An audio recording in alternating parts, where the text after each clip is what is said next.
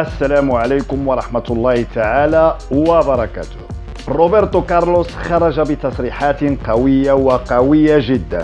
تصريحات عرت غرفة ملابس ريال مدريد في زمن الجالاكتيكوس، وكشف المستور عن أغلب ما يحدث في غرف ملابس أغلب الأندية وليس فقط في الريال مدريد. وأكد لنا أنه في عدة أحيان المشكل ليس في المدربين بل في اللاعبين. وفي هذا الفيديو سنناقش تصريحات روبرتو كارلوس وكل الفضائح التي كانوا يقومون بها حينها، لهذا ابقوا معنا.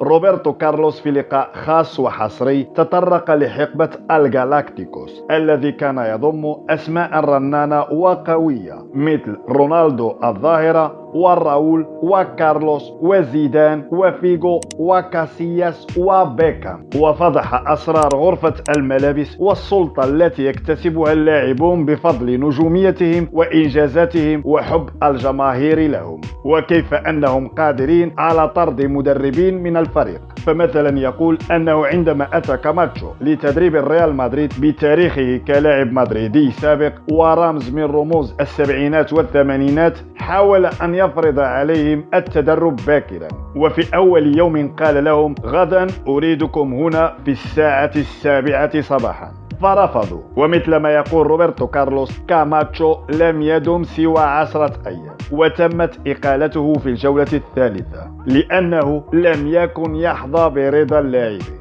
ولأنه حاول أن يفرض عليهم سلطته وقوانينه فلم يكن منهم سوى أن تسببوا في طرده. ويقول روبرتو كارلوس أنه بعد كاماتشو أتى لوكسمبورغو الذي وجد اللاعبين يشربون الخمر بمعسكرات الفريق، وعندما حاول منع ذلك قال له روبرتو كارلوس ورونالدو: نحن لدينا تقاليد وعادات يجب عليك احترامها.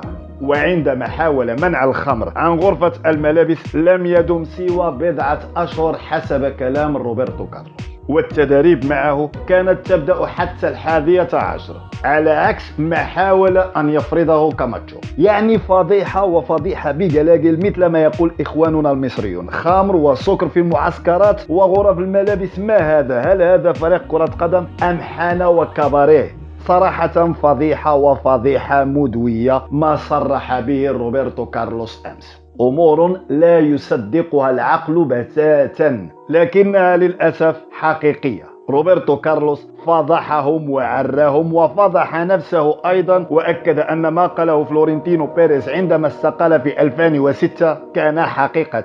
بيريز عندما ترك النادي قال في المؤتمر الصحفي: لقد أسأت تربيتهم وبالغت في دلعهم، بمعنى أن الرجل اعترف بذنبه واعترف أنه هو السبب فيما حصل لجالاكتيكوس ريال مدريد. ويضيف روبرتو كارلوس أنهم بعد المباريات كانوا يلتقون في المطار، كل واحد فيهم سيركب طيارة خاصة تحمله نحو وجهة معينة، بمعنى بدلا من الراحة ومشاهدة المباراة وتحليلها يسافرون على هواهم للاستمتاع بالفتيات والنساء والسهرات الماجنة، خاصة رونالدو الظاهرة الذي لم يكن يضيع أبدا كرنفال البرازيل الذي سنة 2008 عندما كان لاعبا للميلان سيتورط في قضية استئجار خدمات 3 عاهرات شيمايلز انتهت به في مخفر الشرطة. ويضيف روبرتو كارلوس أنهم كانوا يفرضون على المدربين إعداد الحصص التدريبية مساء لأنهم يسهرون طول الليل لدرجة لا يستطيعون الاستيقاظ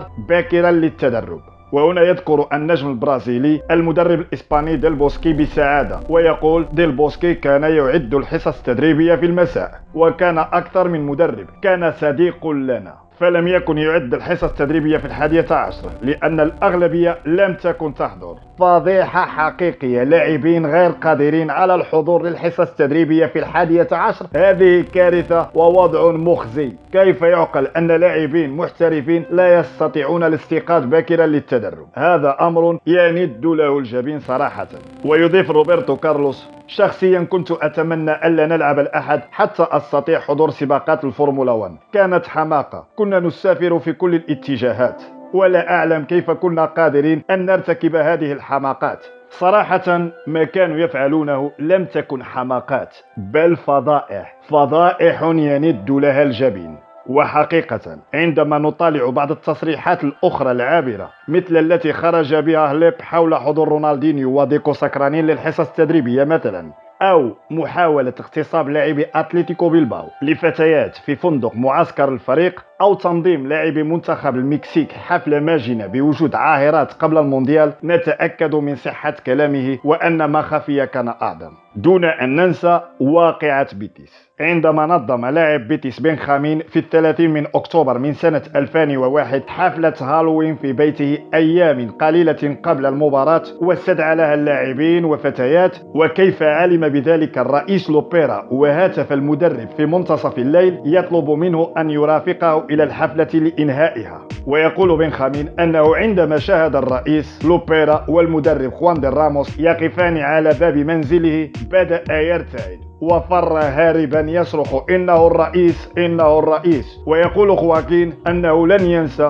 مشهد دي نيلسون وهو يحاول الهرب من النافذة في الطابق الثالث، وكيف أن أغلب اللاعبين حاول الهرب بأي طريقة بعد أن دخل المدرب والرئيس ووجدوا فتيات يرقصن عاريات وخمر وشرب ولاعبين سكرانين. وصراحة هذا ما يفعله أغلب اللاعبين. ولهذا عندما يخرج ميسي مثلا ليقول أن اللاعبين سبب الهزيمة ضد ليفربول فيجب أن نتوقع أي شيء. وعندما نرى لاعبي برشلونة أو أي فريق آخر يصلون لمنتصف الموسم في وضع بدني سيء فيجب أن نتوقع منهم أي شيء، لأنه من غير المنطقي لاعب محترف يتدرب بشكل منتظم وجدي لا يستطيع الحفاظ على نتيجة 3-0، أو لا يستطيع إتمام الموسم في وضع بدني مناسب، أو ينهار بدنيا في يناير مثل ما يحصل مع الريال مدريد. لهذا عندما نقول أن اللاعبين يتحكمون في غرفة الملابس أو يفرضون مطالبهم على المدرب أو الإدارة فلا نكون مخطئين، لأنها الحقيقة. واللاعب يعرف أنه ما دام المشجع يقدسه ويعشقه ويرفعه درجات عالية فوق النادي فلا أحد يستطيع إيقافه، وسيفعل ما يحلو له ما دام يستمد قوته من الجماهير. وعندما يعي المشجع مسؤوليته وقدرته على تصحيح الوضع بعدم قبوله بتهاون اللاعبين واستهتارهم ويعبر عن رفضه لسلوكاتهم وقلة احترافيتهم، حينها لن تتكرر مثل هذه الأحداث، أو على الأقل لن تتكرر بنفس الحدة. وإلى ذلك الحين دمتم بخير.